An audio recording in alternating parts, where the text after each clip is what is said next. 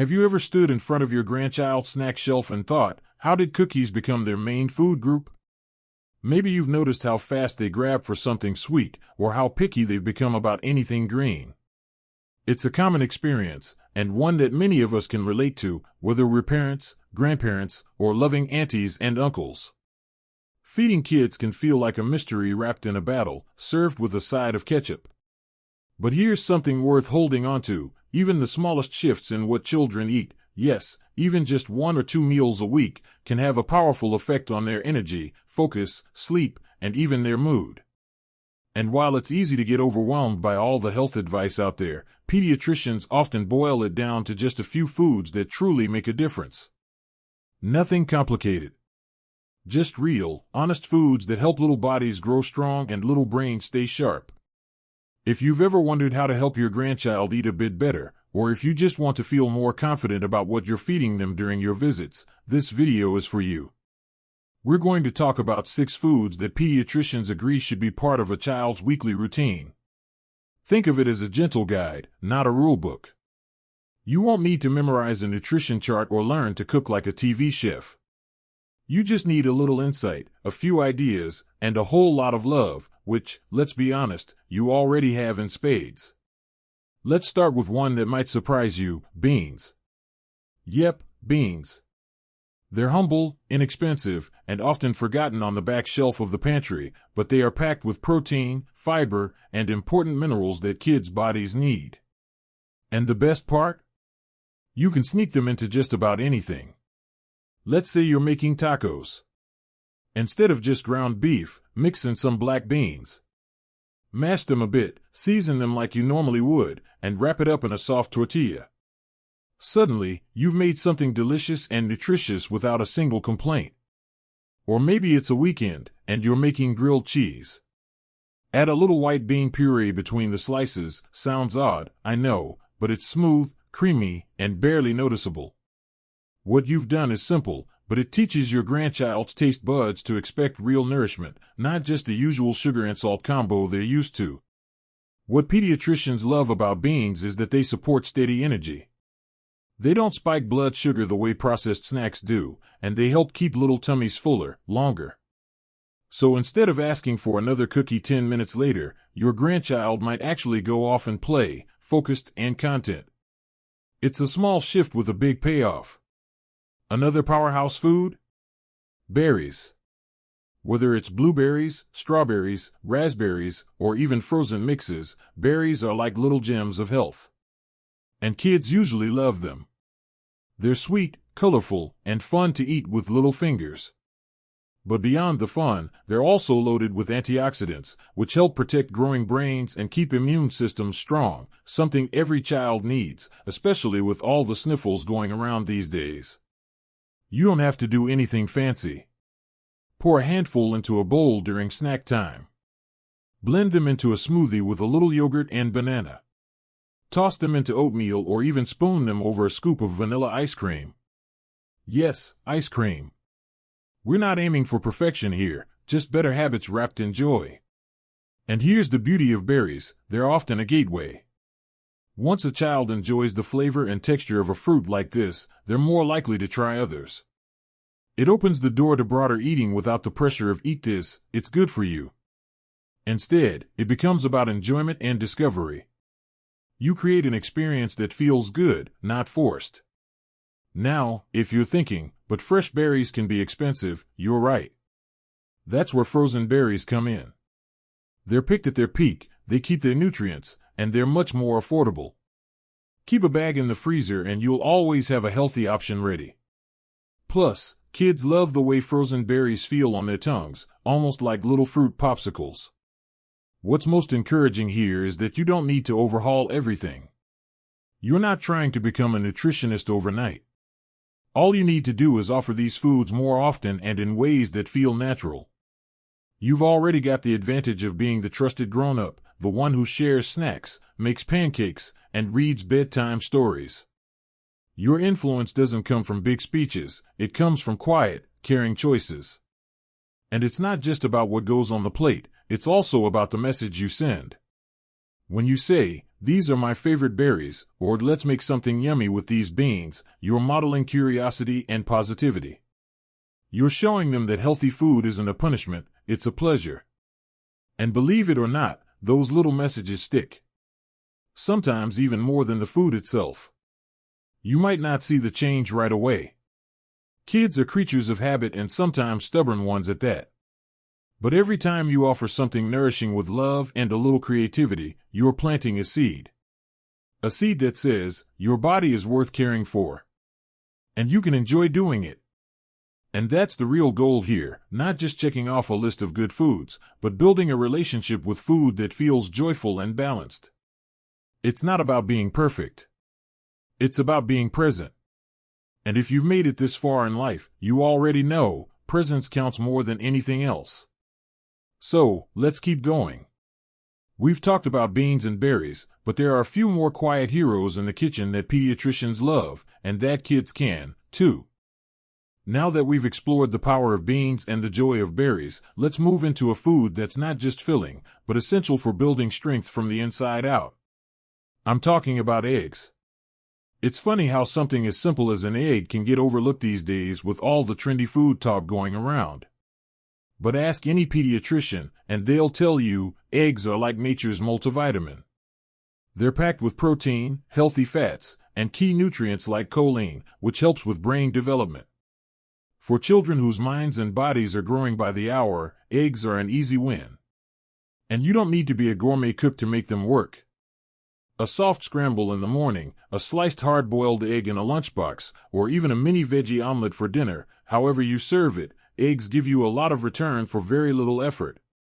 What's more, they're familiar. They don't feel weird or foreign to most kids.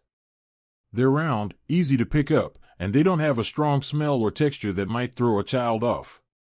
Plus, they're versatile.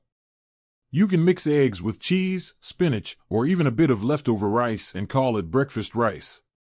Kids don't need complicated meals, they just need food that makes them feel good and gives them energy to play, focus, and grow. And if you let them help, crack an egg, whisk it in a bowl, they start building a relationship with food. One where they feel involved and capable. That's another quiet form of nourishment, just as important as the nutrients themselves. Now let's talk about something that usually gets a bad reputation at the kids' table, green vegetables. Yep, we're going there. But don't worry, I'm not about to tell you to force-feed your grandchild steamed broccoli until they cave in. That never worked when we were young, and it's not likely to work now. What does work? Making greens part of the everyday conversation, easy, gentle, and without pressure. Spinach, peas, broccoli, green beans, these are foods pediatricians love because they're high in vitamins, fiber, and iron. They help keep digestion healthy, support bone development, and even play a role in keeping children's immune systems strong. But most importantly, kids can learn to like them if they're introduced in the right way. You might try a spoonful of peas mixed into mashed potatoes, or chop spinach finely and stir it into scrambled eggs. Maybe roast some broccoli florets until they're a little crispy and sprinkle a bit of cheese on top. Suddenly, green isn't scary, it's tasty. Or better yet, give it a name. Call roasted broccoli little trees and tell a silly story about a tiny dinosaur who loves eating trees. You'd be surprised how often storytelling gets a child to try something they normally wouldn't touch. And remember, it's okay if they don't love it the first time.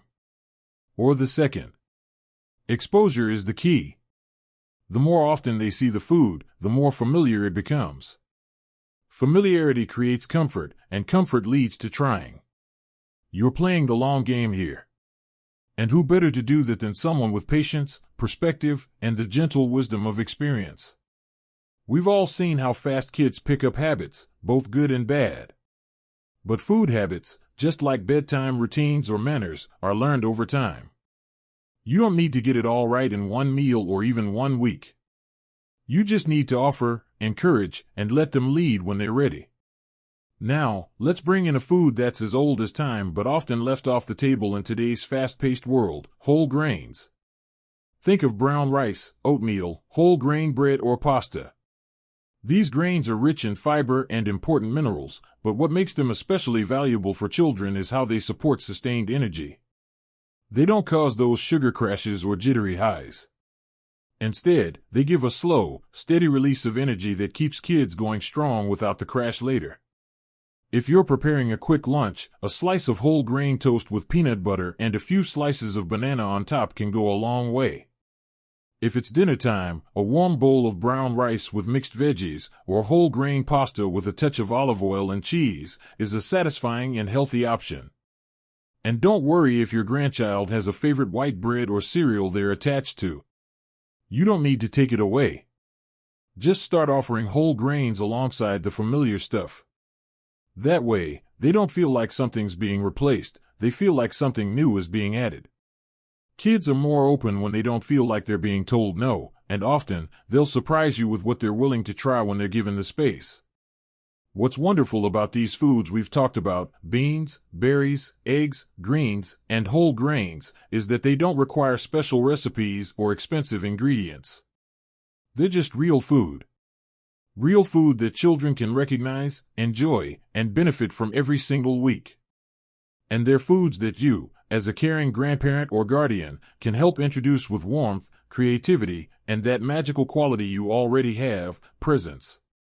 Children don't just need meals, they need the love and security that comes from knowing someone is there, guiding them, encouraging them, and sharing stories along the way. Whether you're cutting strawberries for a snack, stirring eggs into a pan, or offering a bowl of oatmeal on a chilly morning, you're doing more than just feeding a child. You're shaping their taste for good food, good health, and good habits. And that's something to feel proud of. Let's keep this going. There's one more food that pediatricians recommend, and it might just be the one that helps tie all these other habits together. We've talked about a lot of wonderful foods so far, foods that nourish, comfort, and build healthy little bodies. But there's one more that pediatricians often highlight, and it might surprise you. It's not trendy or flashy, and it's not something you usually see in cartoon-covered snack packs. But it's one of the most nourishing gifts you can offer a child, yogurt. Now, before you picture those sugary, brightly colored yogurts that taste more like dessert than dairy, let's take a step back. What we're really talking about is plain, unsweetened yogurt, the kind that's full of probiotics, calcium, and protein. It's food for the belly, yes, but also for the gut, the immune system, and even the mind. More and more, doctors are recognizing how gut health is connected to mood, behavior, and long-term wellness. And yogurt, in its purest form, is one of the simplest ways to support that. Here's the fun part, even if plain yogurt isn't a child's favorite at first, you can dress it up in dozens of ways. You might swirl in a bit of honey or maple syrup. Maybe top it with those frozen berries we talked about earlier. Or add a sprinkle of cinnamon and a few chopped apples for a warm, comforting twist.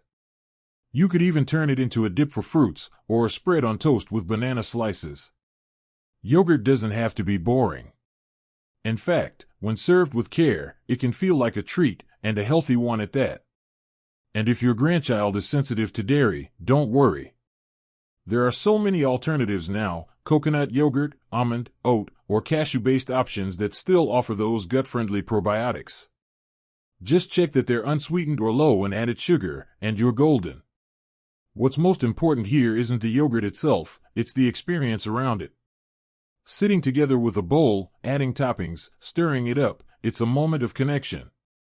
A moment where you're not only offering nourishment but saying, this is something we do together. We care for our bodies together. That kind of connection leaves a deeper mark than any lecture about what's healthy or not. It becomes a memory, a feeling of comfort tied to real food and real love. And that, at the heart of it, is why this topic matters so much. These 6 foods we've explored aren't just about vitamins or minerals. They're about building routines that feel good, taste good, and do good. They're about teaching kids, even without saying a word, that their health matters. That their bodies are worth caring for. That meals can be simple, nourishing, and joyful all at once. As someone with a bit more life behind you, someone who's seen generations grow, who understands the importance of steady hands and kind words, you're in the perfect position to lead by example. You don't need to do it perfectly. You just need to do it with love and consistency. Maybe you'll start offering eggs more often for breakfast, or swap out white bread for whole grain. Maybe next time you're at the store with your grandchild, you'll let them help pick out the berries. Or you'll ask, "Shall we try those peas in the pasta today?" Small questions, small changes, but they add up. And if there are pushbacks, because let's face it, kids can be opinionated, you smile, you offer again another day, and you let time do its work. Food habits are just like anything else in childhood, they take time, patience, and repetition. And more than anything, they take presence. That's what you bring to the table. You bring the stories, the calm, the laughter, the understanding. You bring the history and the heart. And believe me, that means more to a child than any nutrition label ever will. So don't worry about getting every detail right. Just keep showing up. Keep offering real, whole foods wrapped in love. Keep using those quiet moments, over a bowl of yogurt, a handful of beans, or a slice of toast, as a way to connect. Because feeding a child isn't just about calories or nutrients. It's about relationship. It's about showing up again and again with something wholesome and saying, "Here. I made this for you. Let's enjoy it together." When you do that, you're not just feeding their bodies. You're feeding their sense of belonging, their confidence, their future. And isn't that something truly beautiful? If this conversation has stirred up memories or ideas, or even if it's inspired you to try something new in your kitchen, I'd love to hear about it. Share a moment, a recipe, or even a story from when you were young and someone took the time to feed you something with care. That's how we learn from each other and grow together. If you found this video helpful or heartwarming, don't forget to click that like button. It helps others find this message, too. And if you'd like more gentle, practical advice on how to support the children in your life, go ahead and subscribe to the channel. We're here to encourage one another and make the most of these meaningful years. Here's to joyful meals, quiet wisdom, and the deep, lasting impact only you can make.